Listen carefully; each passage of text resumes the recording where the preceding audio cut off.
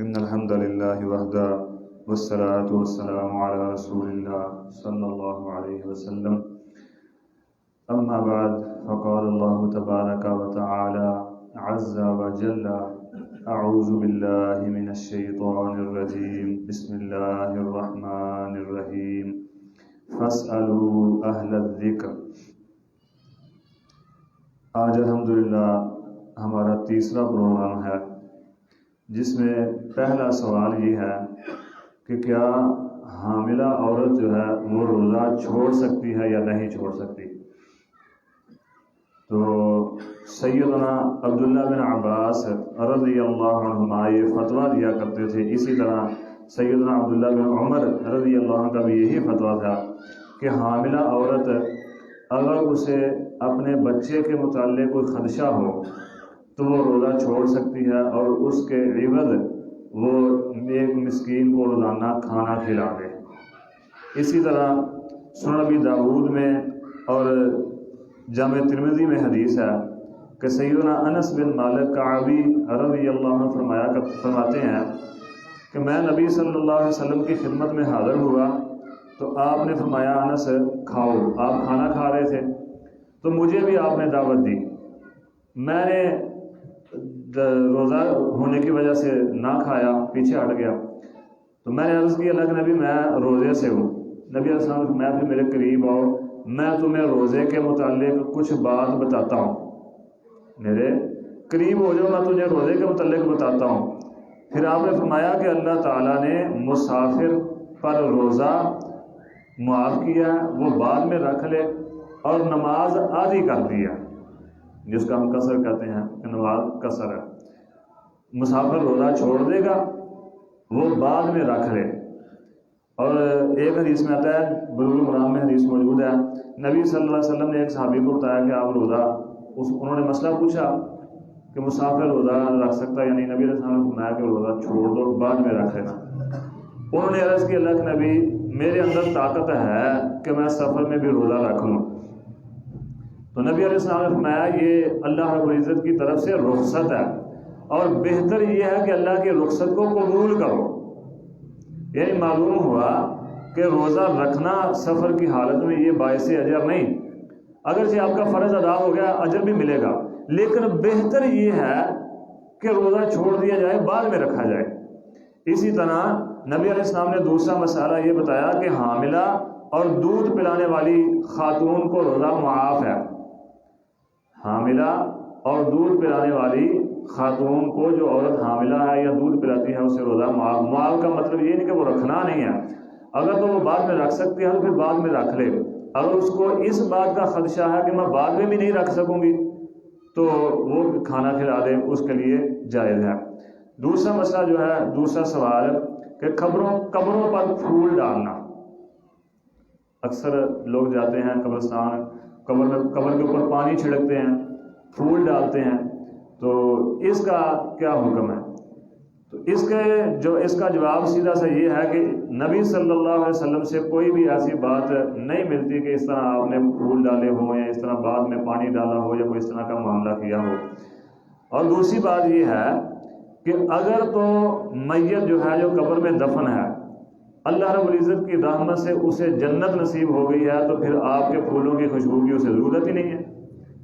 پھر تو اللہ کی رحمت سے جنت کی خوشبو حاصل کر رہی ہے.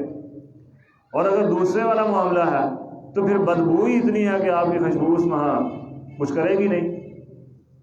تو یہ پھول ڈالنا یا اگربتیاں لگانا قبرستان میں جا کر، یہ بالکل بے جا اور فضول سی بات ہے. نہ کوئی اس کا اجر، نہ کوئی اسلام میں اس کا کوئی تعلق ہے، نہ اس کا کوئی میت کو فائدہ.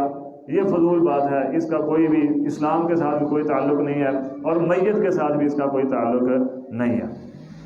پھر ایک روایت یہ بھی بیان کی جاتی ہے، اکثر لوگوں کو آپ دیکھتے ہیں کہ اسی کے متعلقہ بات ہے کہ وہ شاخ، کسی درخت کی شاخ اتار کر، توڑ کر وہ قبر پر لگا دیتے ہیں، اور دلیل بناتے ہیں وہ نبی صلی اللہ علیہ وسلم کا وہ عمل کہ آپ نے 2 قبروں والوں کو عذاب ہو رہا تھا اور وہاں ایک شاخ توڑ کر لگا دی. تو کہتے ہیں جی دیکھو نبی صلی اللہ علیہ وسلم نے شاخ لگائی ہے تو یہ شاخ لگانا جائز ہو گیا. تو پہلی بات تو یہ کہ وہ آپ کا خاص عمل تھا، آپ کے لیے، کوئی کسی اور کے لیے نہیں تھا. دوسری بات نبی صلی اللہ علیہ وسلم نے ساتھ یہ فرمایا تھا مجھے امید ہے جتنی دیر یہ حریر رہے گی اتنی دیر تک ان کا عذاب رکا رہے گا، مجھے امید ہے۔ نبی صلی اللہ علیہ وسلم نے یقین کے ساتھ نہیں کہا تھا، وہاں بھی آپ نے فرمایا تھا مجھے امید ہے کہ جتنی دیر تک یہ حریر رہیں گی اتنی دیر تک عذاب ٹلا رہے گا۔ تو جب آپ یقین کے ساتھ نہیں کہہ رہے تو پھر ہم کیسے کر سکتے ہیں؟ تو یہ بھی آپ کا خاص عمل تھا۔ آپ کے بعد صحابہ کرام رضوان اللہ علیہم اجمعین نے کوئی ایسا نہیں کیا۔ اگر آپ کے علاوہ کسی کے لیے جائز ہوتا تو صحابہ کرام رضوان اللہ علیہم اجمعین بھی کرتے۔ ایک یہ سوال ہے کہ میت کو قبر میں دفن کرنے کے فوری بعد جو پانی چھڑکا جاتا ہے اس کے متعلق چھڑکنا پھر دعا کرنا یہ کیسا ہے؟ تو دعا کرنا تو درست ہے، تو پانی اس نیت سے چھڑکا جاتا ہے کہ جو مٹی ہے وہ ایک مرتبہ بیٹھ جائے، جو ہے نا بکھرے گی نہیں، یا کوئی جانور جو ہے مٹی پانی ڈالنے سے مٹی سخت بھی ہو جائے گی، جانور جو ہے نقصان بھی نہیں پہنچائے گا۔ یہ اس لیے ہے، دعا کرنا نبی صلی اللہ علیہ وسلم سے ثابت ہے۔ وہ نبی علیہ السلام گئے ایک مرتبہ رات کو، ام المومنین سیدہ عائشہ رضی اللہ عنہا فرماتی ہیں کہ بقیع قبرستان میں گئے نبی علیہ السلام، اور جا کر رات کے وقت فرماتی ہیں میں آپ کے پیچھے بھی گئی، اور جب میں نے دیکھا کہ آپ بقیع قبرستان میں دعا کر رہے ہیں، حدیث تھوڑی سی لمبی ہے اس کو مختصر کر کے میں بتا رہا ہوں، تو میں پھر واپس آ گئی۔ میں واپس ہوئی تو آپ بھی اسی لمحے واپس آ گئے۔ تو نبی علیہ السلام نے جب دیکھا کہ آگے کا کوئی جا رہا ہے تو آپ تھوڑا سا تیز ہوئے، مجھے پتہ چلا آپ تیز ہوئے، میں بھی تیز ہو گئی، میں جلدی آ کر اپنے بستر پر لیٹ گئی، تو نبی صلی اللہ علیہ وسلم بھی پیچھے پہنچ گئے۔ اور فرمایا عائشہ بتاتی ہو کہ کائنات کا رب مجھے بتائے، یعنی کہ فرماتے ہیں میں لیٹ گئی اور یہ محسوس کروا رہی تھی کہ میں سوئی ہوئی تھی، لیکن سانس تو کھلا ہوا تھا کیونکہ جلدی تیز بھاگ کے آئی تھی۔ تو نبی علیہ السلام کو پھر ام المومنین نے بتایا کہ میں آپ کو پیچھے گئی تھی۔ فرمایا عائشہ تم نے یہ کیسے سمجھ لیا کہ میں تیرے حق میں کسی اور کو شامل کروں گا؟ یعنی آج تیری باری تھی، تم نے یہ کیسے محسوس کر لیا، کیسے یہ سمجھ لیا کہ میں تیری باری میں کسی اور کے پاس جاؤں گا؟ یعنی ام المومنین اس شک سے گئی تھی کہ شاید آپ میری باری میں کسی اور اپنی بیوی کے پاس، کسی اور زوجہ کے پاس گئے ہیں۔ تو دعا کرنا یہ نبی صلی اللہ علیہ وسلم سے ثابت ہے، اسی وقت بھی کریں اور بعد میں بھی کر سکتے ہیں۔ تیسرا سوال یہ ہے کہ کیا یزید فاسق و فاجر حکمران تھا اور ظالم حکمران تھا، اور سیدنا حسین رضی اللہ عنہ کی شہادت کے ساتھ اس کا کیا تعلق تھا؟ تو اس کے جواب میں پہلی بات تو میں یہ عرض کروں گا، کسی کو فاسق و فاجر کہنے سے پہلے ہمیں اپنے عمل دیکھ لینے چاہیے کہ کیا میرے سارے کام سنت کے مطابق ہیں؟ کیا حضرت حسین سیدنا حسین رضی اللہ عنہ کے ساتھ میں محبت کرتا ہوں اور میرے کام ان کے مطابق ہیں جو سیدنا حسین رضی اللہ عنہ کرتے رہے ہیں؟ ہماری اللہ رب العزت معاف فرمائے، معاملات ایسے ہیں، ہمارے اپنے کام ایسے ہیں کہ اگر صحیح معنوں میں دیکھا جائے، ہم خود کو دیکھیں تو ہم مسلمان بھی نہیں رہتے، اور وہ جن کے متعلق نبی صلی اللہ علیہ وسلم نے فرمایا خیر القرون من قرنی، یہ جو میرے دور کے لوگ ہیں بہترین لوگ ہیں، پھر اس کے بعد کے دور، پھر اس کے بعد کے لوگ، یہ جس دور کو نبی صلی اللہ علیہ وسلم نے خیر القرون فرمایا، ہم ان لوگوں کے کیڑے نکالنے بیٹھے ہوئے ہیں۔ بھائی سب سے پہلے اپنا عمل تو دیکھو، کیا میرے کام سنت کے مطابق ہیں یا نہیں؟ کیا ایسا نہ ہو اب ایک دوسرے کو حقیر سمجھنا، بڑا تو وہ چھوٹے کو حقیر سمجھ رہا ہے، اونچی ذات والا وہ نیچی ذات والے کو حقیر سمجھ رہا ہے، تو کیا یہ فاسقوں والا کام نہیں ہے؟ اللہ رب العزت نے سورۃ الحجرات میں فرمایا بئس الاسم الفسوق بعد الایمان، الٹے نام لینا ایک دوسرے کے یہ معمول بن چکا ہے۔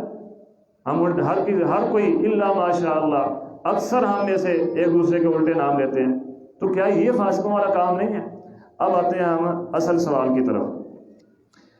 سیدنا حسین رضی اللہ عنہ بہت عظیم شخصیت ہے، نبی صلی اللہ علیہ وسلم کے کندھوں پر سواری کرتے رہے ہیں۔ آپ نے فرمایا یہ میرے دونوں بیٹے جنت کے شہزادے ہیں، جنت کے پھول ہیں، اور سیدنا حسین رضی اللہ عنہ کی شہادت مظلومانہ شہادت ہے۔ ہمارا الحمدللہ اہل حدیث کا نہ رافضیوں کے ساتھ کوئی تعلق ہے نہ ناسبیوں کے ساتھ کوئی تعلق ہے۔ رافضی وہ جو اہل بیت کی محبت میں صحابہ کو برا کہتے ہیں، ناسبی وہ جو صحابہ کی محبت میں اہل بیت کو برا کہتے ہیں۔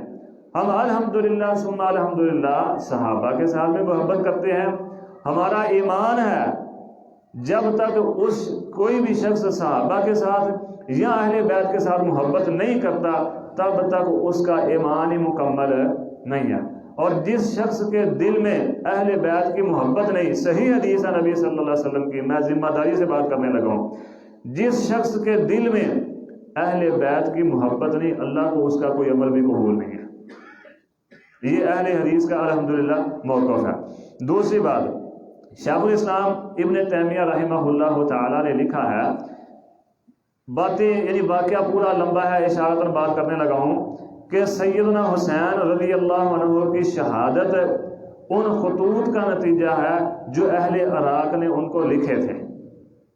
سیدنا حسین رضی اللہ عنہ کی شہادت، بعض یہ کہتے ہیں نا کہ سیدنا حسین بالکل صحیح قتل ہوئے ہیں، ان کا قتل کرنا بنتا تھا مسلمانوں کا، ہم کہتے ہیں نہیں، بالکل غلط قتل ہوئے ہیں، وہ مظلوم شہادت ہے ان کی۔ وہ جو کہتے ہیں صحیح قتل ہوئے ہیں، ان کی دلیل یہ ہے، صحیح مسلم کی حدیث ہے کہ نبی صلی اللہ علیہ وسلم نے فرمایا جو تمہارے پاس اس حالت میں آئے کہ تم ایک شخص کی بیعت پر متفق ہو چکے ہو، یعنی تم اپنا ایک سربراہ، اپنا خلیفہ ایک مقرر کر چکے ہو اور اس کے خلاف کوئی اٹھتا ہے بیعت کے لیے، تو پھر تم اس کو قتل کر دو۔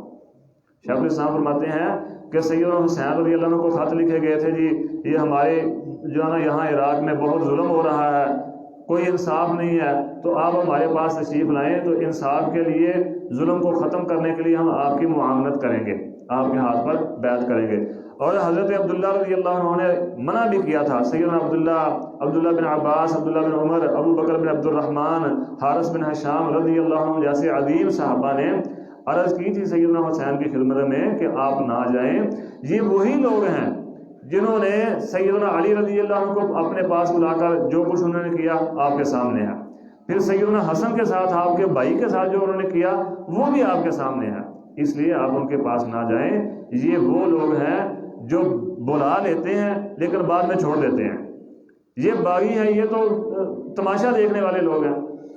تو آگے چل کر پھر شیخ الاسلام ابن تیمیہ لکھتے ہیں، ایک بات یہ بھی یاد رکھیں، سیدنا حسین رضی اللہ عنہ کو جب میدان میں روکا گیا تھا تو وہاں انہوں نے 3 باتیں پیش کی تھی۔ انہوں نے کہا جی مجھے یا تو یزید کے پاس جانے دو، میں اس کے پاس جا کے اپنا معاملہ طے کر لیتا ہوں، جو میری اس کے ساتھ بات ہوگی وہ ہوگی، یا مجھے مدینے واپس جانے دو، میں وہاں چلے جاتا ہوں، جا کے جو کروں گا سو کروں گا، اللہ توبہ کروں گا، اللہ کی عبادت کر کے اپنی زندگی جو بقیہ ہے وہ گزار لوں گا، یا پھر مجھے کسی اسلامی سرحد پر جانے دو، میں وہاں جا کر جہاد کروں گا، اللہ کے راستے میں اللہ رب العزت شہادت نصیب فرما دیں گے۔ یہ 3 باتیں کر کے قاتل پر سیدنا حسین رضی اللہ عنہ نے اپنی جو ہے نا وہ حجت قائم کر دی تھی۔ اس کے بعد جس نے سیدنا حسین کو شہید کیا وہ واقعی ظالم تھا اور اللہ کے ہاں اسے جواب دینا پڑے گا۔ شیخ الاسلام فرماتے ہیں اگر سیدنا حسین رضی اللہ عنہ یزید کے پاس جاتے تو وہ یقیناً حضرت حسین کی عزت و تکریم کرتا اور ان کے حق کا پورا لحاظ کرتا۔ یہ شیخ الاسلام ابن تیمیہ فتاوی اسلامیہ میں لکھتے ہیں، کیونکہ ان کے نزدیک یعنی یزید کے نزدیک سیدنا حسین سے زیادہ معزز اور محترم کوئی انسان نہیں تھا۔ اب آگے بات یہ کہتے ہیں کہ سیدنا حسین رضی اللہ عنہ کا سر جو ہے نا سر مبارک وہ یزید کے سامنے پیش کیا گیا، اس نے حضرت حسین کے لبوں پر جو ہے نا وہ چھڑیاں ماری، تو شیخ الاسلام فرماتے ہیں یہ کوئی بھی ثابت بات نہیں ہے، یہ جو باتیں کی جاتی ہیں یہ ثابت نہیں ہے، بالکل بیجا اور فضول باتیں ہیں۔ آگے لکھتے ہیں کہ جب علی بن حسین بن علی یعنی حضرت حسین رضی اللہ عنہ کے بیٹے اور ان کے ساتھ جو ان کے اہل خانہ تھے ان کو یزید کے پاس لایا گیا اور واقعہ سارا یزید کو پتہ چلا، تو مصیبت کی وجہ سے یزید کے گھر میں صف ماتم بچھ گیا، اس لیے کہ ان کے یعنی یزید کے سیدنا حسین رضی اللہ عنہ کے ساتھ تعلقات تھے، قرابت داری تھی۔ اب ایک بندہ ایک طرف تو رو رہا ہے، اس کی قرابت داری ہے، وہ رو رہا ہے، صف ماتم بچھا ہے، دوسری طرف ہم یہ کہیں کہ یہ ان کے قتل میں شریک ہے، آگے چلیں۔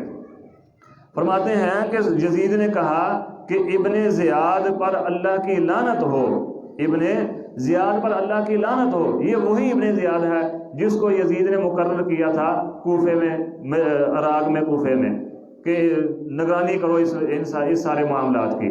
تو فرماتے ہیں اس پر اللہ کی لعنت ہو، اگر اس کی سیدنا حسین کے ساتھ کوئی قرابت داری ہوتی تو کبھی بھی سیدنا حسین کو قتل نہ کرتا۔ پھر فرماتے ہیں شیخ الاسلام ابن تیمیہ رحمہ اللہ آگے لکھتے ہیں، اصل میں ایک بات یاد رکھیں، سیدنا حسین رضی اللہ عنہ کی شہادت کے سبب وہی لوگ ہیں جنہوں نے سیدنا عثمان بن عفان رضی اللہ عنہ کو شہید کیا، اس کے بعد سیدنا علی المرتضیٰ رضی اللہ عنہ کو شہید کیا۔ ان کی شہادت سے پہلے حضرت علی پر کفر کا فتویٰ لگایا کہ علی کافر ہو گیا معاذ اللہ ثم استغفر اللہ۔ پھر حضرت حسن رضی اللہ عنہ کو بھی انہوں نے شہید کیا۔ بعد ازاں سیدنا حسین رضی اللہ عنہ کو شہید کرنے والے بھی یہی لوگ ہیں۔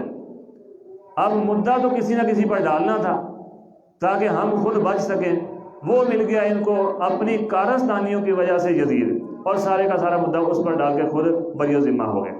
اور یہ وہی لوگ ہیں جو شیعان علی ہونے کا دعویٰ کیا کرتے تھے، جو شیعان علی ہونے کا دعویٰ کرتے تھے۔ تو شیخ الاسلام فرماتے ہیں کہ یزید نے کہا میں نے تو صرف اس لیے اسے بھیجا تھا وہاں کہ یہ جو منازعات اور مداخلت ہو رہی ہے اس کو روکے، بس میرا اس کے علاوہ کوئی اور جو ہے نا وہ نظریہ نہیں تھا، یا کسی اور مقصد کے لیے میں نے نہیں بھیجا تھا۔ تو امام احمد بن حنبل رحمہ اللہ کا قول، یعنی ان سے ایک بات پوچھی گئی اسی کے متعلق، یزید کے متعلق سوال یہ پوچھا گیا کہ کیا یزید جو ہے اس سے حدیث لینا، کیا یزید سے حدیث نقل کرنا درست ہے؟ تو امام احمد بن حنبل رحمہ اللہ فرمانے لگے نہیں بھائی، اس سے حدیث نہیں لینی اور اس کی کوئی حرمت بھی نہیں ہے۔ یہ وہی شخص ہے جس نے اہل مدینہ کے ساتھ جو کیا، اور اشارہ تھا واقعہ ہرا کی طرف۔ اور شیخ الاسلام ابن تیمیہ رحمہ اللہ بھی فرماتے ہیں اس سے پیچھے، کہتے ہیں یہ اصل میں یزید نے قاتلین حسین سے بدلہ نہیں لیا تھا، اور اس کی ہم مذمت کرتے ہیں، اسے چاہیے تھا کہ ان کو بھی قتل کرتا بدلے میں، جنہوں نے حضرت حسین رضی اللہ عنہ کو شہید کیا تھا۔ یہ اس کا قصور تھا، اور دوسرا اس کا یہ بھی قصور تھا کہ یہ واقعہ ہرا کا سبب تھا، بلکہ اسی نے کروایا تھا، اس کی ہم مذمت کرتے ہیں، اس میں ہم یزید کے ساتھ نہیں ہیں۔ شیخ صاحب فرماتے ہیں، یعنی امام ابن حنبل فرماتے ہیں یہ وہی شخص ہے، یعنی اس سے حدیث کیوں نہیں لینی؟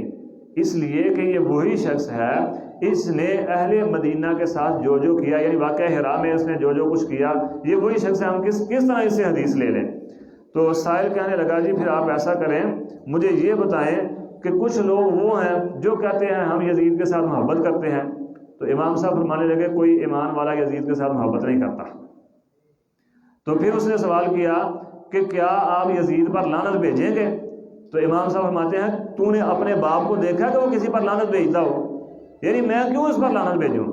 وہ ایک مسلمان بادشاہ تھا، اس سب کے باوجود وہ ایک مسلمان بادشاہ تھا، اور بادشاہوں کی طرح اس کے اندر برائیاں بھی تھی، اچھائیاں بھی تھی۔ یعنی اس سے حدیث نہیں لینی، اس نے فلاں کام کیے ہیں اس لیے، اور میں لعنت بھی نہیں اس پر بھیجتا، اس لیے کہ یہ مسلمان بادشاہوں کی طرح بادشاہ ہے، اور بادشاہوں کی طرح اس سے غلطیاں بھی سرزد ہوئی ہیں اور اچھائیاں بھی سرزد ہوئی ہیں۔ فاسق و فاجر ہونے کا مطلب یہ نہیں کہ وہ دائرہ اسلام سے خارج ہو گیا، وہ دائرہ اسلام سے خارج ہو گیا، اس کا مطلب یہ نہیں جو ہم نے سمجھا ہوا ہے، یہ بالکل ہم نے غلط سمجھا۔ اسی طرح محمد بن حنفیہ رحمہ اللہ تعالی، یہ سیدنا علی المرتضیٰ رضی اللہ عنہ کے بیٹے ہیں، ان کی والدہ کا نام تھا حنفیہ، اور سیدنا حسین رضی اللہ عنہ کے بھائی ہیں، باپ ایک ہے دونوں کا لیکن والدہ الگ الگ ہے۔ سیدنا حسن رضی اللہ عنہ سیدہ فاطمہ الزہراء رضی اللہ عنہ کے بیٹے ہیں، اور یہ حضرت فاطمہ کی وفات کے بعد جب حضرت علی نے شادی کی تو ان سے یہ محمد بن حنفیہ رحمہ اللہ تھے۔ ان سے کسی نے کہا کہ یزید تو شرابی ہے، ایسا ہے ویسا ہے۔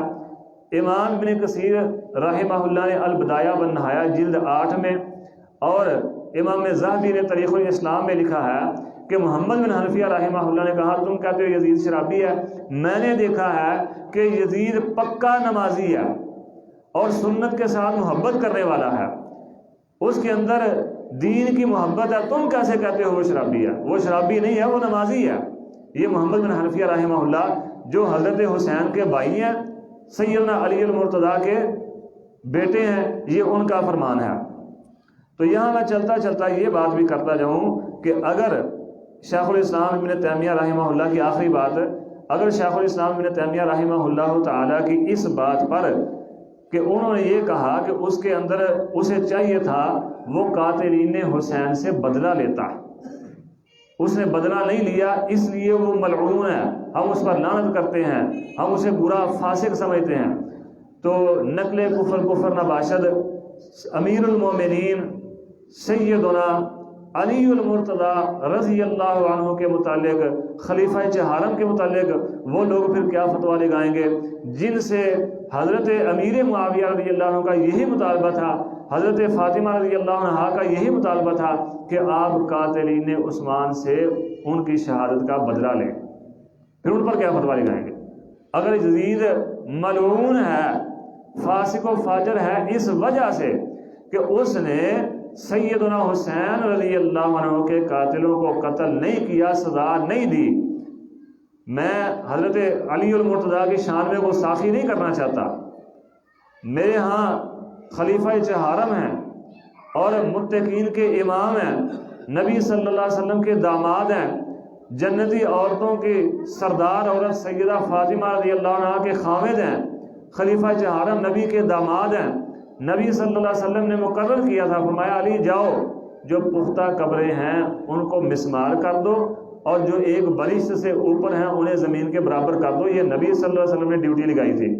پھر فرمایا علی تیرا مقام میرے ہاں وہی ہے جو موسیٰ کے ہاں ہارون کا مقام تھا۔ اس پر بھی انشاءاللہ آگے کسی جمعے میں اگر کوئی سوال ہو گیا تو اس میں، نہیں تو پھر جمعے میں انشاءاللہ اس پر مفصل بات کریں گے۔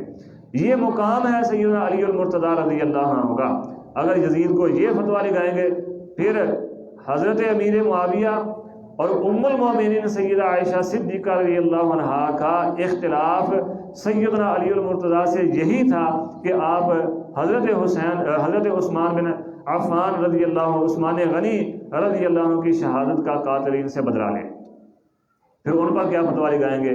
اللہ ہمیں سمجھنے کی اور عمل کی توفیق عطا فرمائے۔ شیخ الاسلام ابن تیمیہ فرماتے ہیں وہ لوگ گزر چکے ہیں، وہ خیر القرون ہیں، ان کے متعلق ہمیں زبان درازیاں نہیں کرنی چاہیے، ہمارے لیے ان کی محبت ضروری ہے، اہل بیت اور نبی کے صحابہ کی۔ ایک اور بات یاد رکھیں، حضرت عثمان بھی شہید ہوئے ہیں، امیر المومنین عمر بن خطاب بھی شہید ہوئے ہیں، امیر المومنین خلیفہ چہارم سیدنا علی المرتضی بھی شہید ہوئے ہیں، ان کے بعد امیر المومنین سیدنا حسن رضی اللہ عنہ بھی شہید ہوئے ہیں۔ ان کی شہادت کسی کو بھی نظر نہیں آتی، امیر المومنین عمر بن خطاب کی، حضرت عثمان کی، علی المرتضی کی، حضرت حسن رضی اللہ عنہ کی، صرف حضرت حسین کی شہادت ہی کیوں نظر آتی ہے؟ اصل بات پیچھے اور ہے۔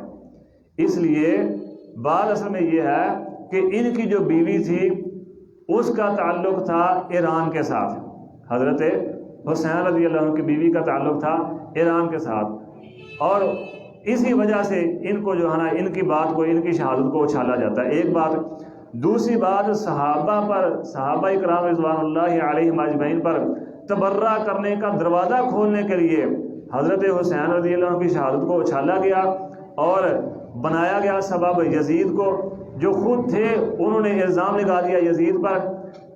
یہ علماء پہلے بھی کہتے رہے ہیں کہ اس معاملے میں بات نہ کیا کرو، اس لیے کہ یہ اصل میں وہ دروازہ ہے جو کھولا جا رہا ہے صحابہ پر تبرہ کا۔ اور آج آپ دیکھ لیں، آج صحابہ کرام رضوان اللہ علیہم اجمعین پر زبان درازیاں ہوتی ہیں۔ یہ پچھلے دنوں وہ آفتاب اقبال نے جو کیا ہے وہ ہم سب جانتے ہیں، اور اسی طرح وہ مرزا علی جہلوی جو کرتا ہے وہ ہم سب جانتے ہیں۔ یعنی اب معاملہ یہاں تک پہنچ چکا ہے کہ یزید کو چھوڑو، اب جو صحابہ پر تبرہ کیا جا رہا ہے۔ میں کہتا ہوں یزید، اللہ رب العزت نے مجھے یہ نہیں پوچھنا ہاں بھائی یزید فاسق تھا یا فاجر تھا، اللہ نے مجھے میرے عمل کے متعلق پوچھنا ہے۔ یہ جس نے یہ سوال کیا اللہ نے اس سے یہ نہیں پوچھنا ہاں بھائی یزید فاسق تھا یا فاجر تھا، اس کو حضرت حسین کو کس نے شہید کیا، ہاں اللہ نے تجھے تیرے عمل کے متعلق ضرور پوچھنا کہ تو کیا کر کے آیا۔ جیسا کہ اللہ رب العزت نے فرمایا تلک امت قد خلت لها ما کسبت ولکم ما کسبتم، وہ ایک امت تھی وہ گزر گئی، اب ان کے عمل ان کے ساتھ، تمہارے عمل تمہارے ساتھ۔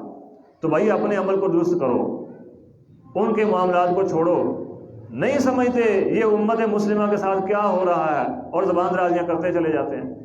صحابہ کرام رضوان اللہ علیہم اجمعین کے پر تبرہ کرنے کے لیے ایک دروازہ کھولا گیا تھا، اب دروازہ کھل چکا ہے، اب زبان درازیاں کرتے ہیں، ہمیں پرواہ نہیں۔